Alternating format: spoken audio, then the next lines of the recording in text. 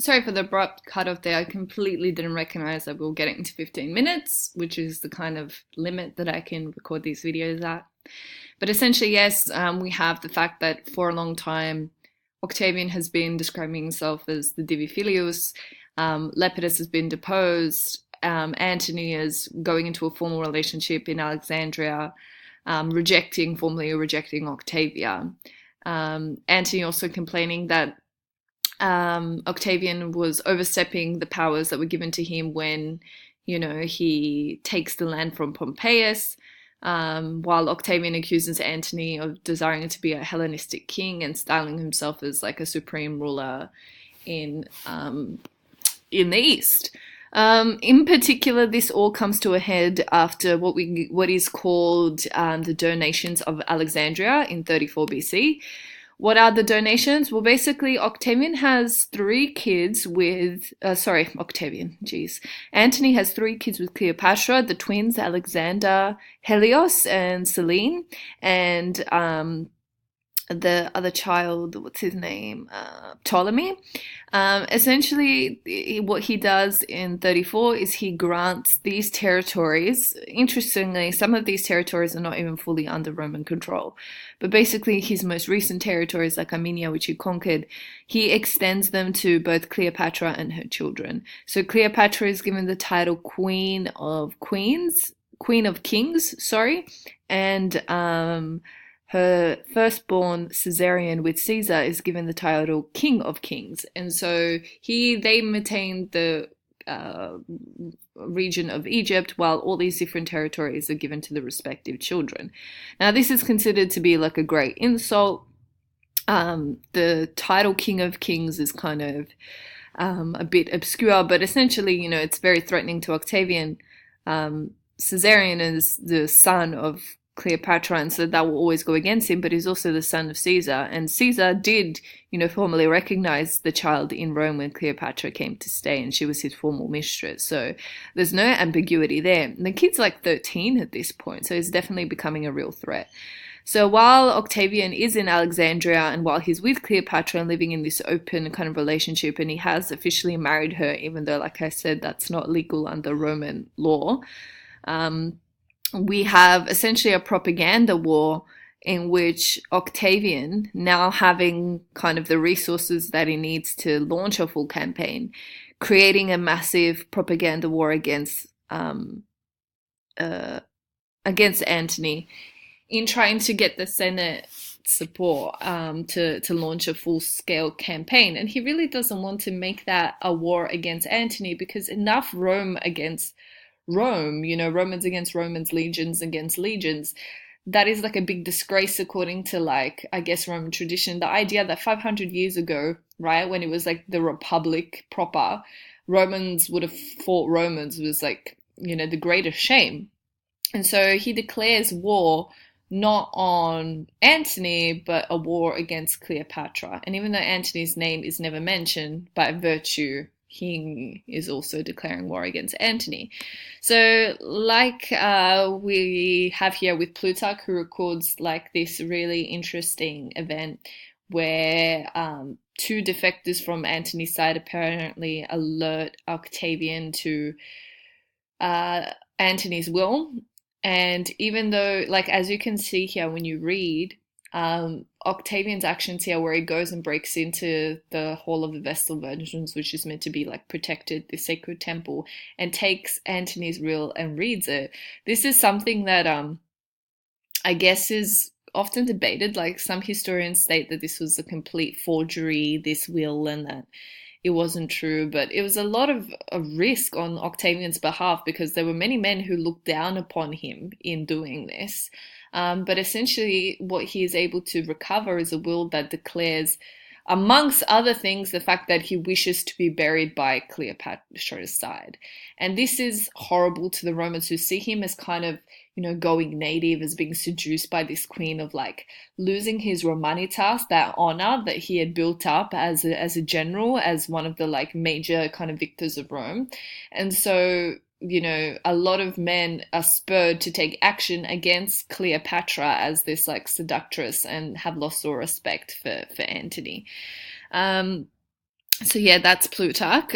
So a war is officially declared against Cleopatra, and it's interesting because when Antony finds out about this, he is kind of pressured by a lot of his supporters to go to Italy, because the reality is that he has still a lot of support in Italy because of his like great military career, but it's really Cleopatra that insists that he doesn't kind of leave her side and that they war together and they war in the east. So when we talk about Cleopatra's contribution, there's a lot. The one is the practical contribution that she actually makes to the battle, that is the Battle of Actium, with her fleets, with her resources, even with some of her tactics. But it's actually her major contribution is that, well, she's the justification for the war.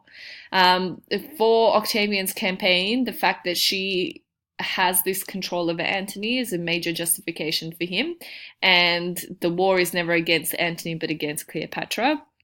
Um, Her actual presence just there made many side with Octavian. So while Octavian had like kind of a unified support against him, um, Antony had some people who really were loyal to him but hated Cleopatra. Well, there were those that really respected Cleopatra's kind of long lineage and her descendant, like the fact that she was a descendant from Alexander the Great, and even her own intelligence. So there was like two kind of camps already in Antony's camp. And so one of the things that she did, for example, was insisted that the conflict was in the east. It's still in Greece, which is the westernmost point of kind of the territory that Antony controls. And effectively, while Octavian goes into the east, he's kind of breaching his part of the deal by entering Antony's kind of provinces. But yeah, I think the whole fear that she had, and you're going to see this in a secondary source I'm going to present to you, is that she didn't want him to go to Italy because she feared that they would convince him that by getting rid of her, he still had a major chance of, you know, procuring a victory in terms of the hearts and minds of the Roman people. But she also provided a lot of resources, 200, I think, ships, were hers, and of course money. She financed the campaign, and she also, from the campaign in Greece, was able to facilitate all the other resources, essentially the food and the baggage train and all of that linked back to Egypt. So the Battle of Actium plays out in Greece. This is Actium from Alexandria in Italy. They meet essentially in the middle. This is Antony's kind of camp. This is Octavian's. You can see that they kind of meet right here in this little gulf. And essentially you have Cleopatra's ships and Antony's, which are kind of bigger to stop ramming, but you have like the quicker ships of Octavian. The fact that this is even called the battle for a lot of people is kind of considered to be problematic.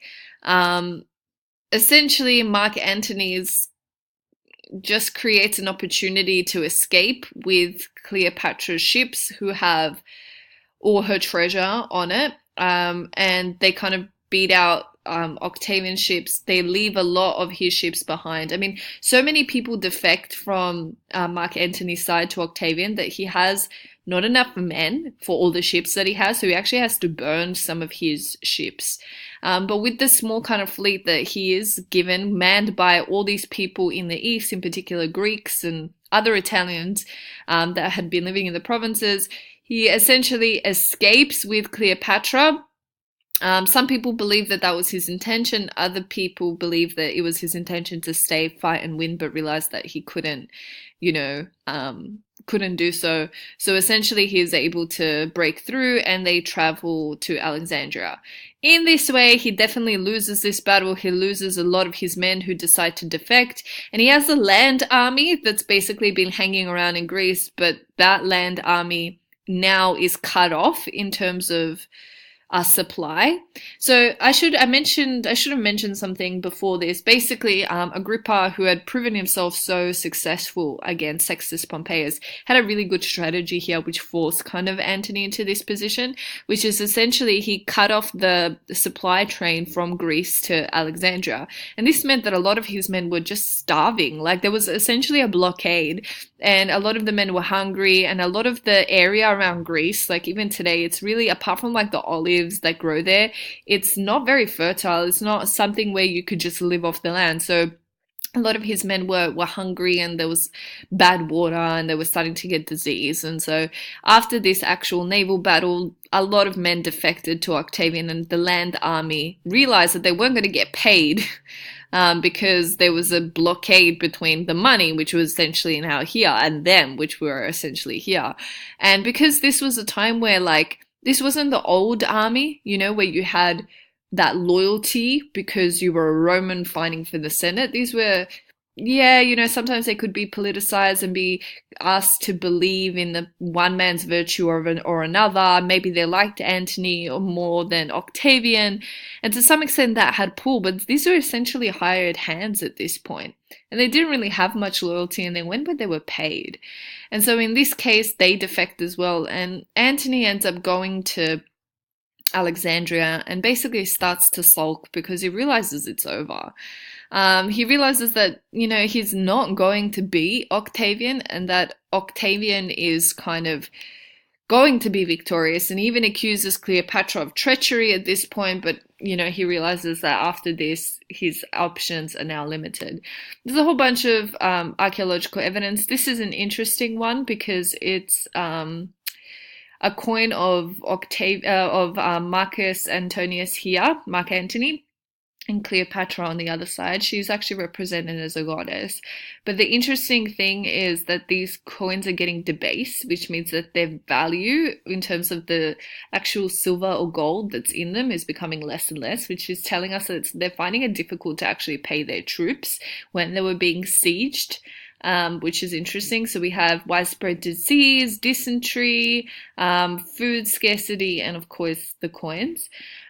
While this is also interesting because this is after the victory, this is something that Augustus, decides to kind of create to portray his victory. You can see here the victory is against this crocodile, which is what represents Egypt. So it's a victory over Cleopatra and a victory over Egypt. So it's a victory of Rome against a foreign power. He's trying not to describe it as a civil war, which is really interesting. So basically, we have a very famous dramatic end that I'm going to try and recount in 2 minutes because that's all we have left. But essentially, Cleopatra builds herself a mausoleum with all her treasure inside. She has some flammable materials in there so that no one can burn her down. And the hope is that she's going to negotiate something with Octavian. They try and say, okay, have all our treasure, but we're going to just ask that you preserve Cleopatra, or at least her children, keep Caesarion on the throne. He wants nothing but Egypt. But eventually, Octavian knows that he's the one with all the power, and they have no bargaining chips. A few of Cleopatra's kind of and Antony's most loyal men betray them, and so they're able to go in, and basically when she entraps herself in the mausoleum, people believe one of either two theories: that either Antony doesn't know that she's doing that as like a political move and thinks that she's actually dead and therefore kills himself, or Cleopatra betrays him and makes it seem like she killed herself so that he can kill himself, and then she's kind of rid of one of the major problems and she can try and bargain with Octavian. Either case, we know that Antony kills himself, or actually he asks his slave to kill him, which is a really interesting story. And this, the freedman who is his kind of servant Eros, can't do it, and so kills himself. And then so Octavian looks at this man who's like, oh my god, he had so much bravery to kill himself, so I'm gonna do it, and he does. But before that, they take him when he's like dying to Cleopatra, and he dies there after failure of negotiations with Octavian, and she realizes that he doesn't want anything from her but to parade her in his triumph in Rome. She takes the asp and eventually kills herself. We know that Octavian and then the twins, Caesarion and the twins are kind of left for a few months, but essentially we know Caesarion is killed, and the twins of theirs remain alive for a while. The boy eventually is never heard of again, but the daughter actually marries a king called King Juba. But essentially this is the end of these two kind of great kind of a queen and a great general, and this is the end of their story. And then we have Octavian becoming sole ruler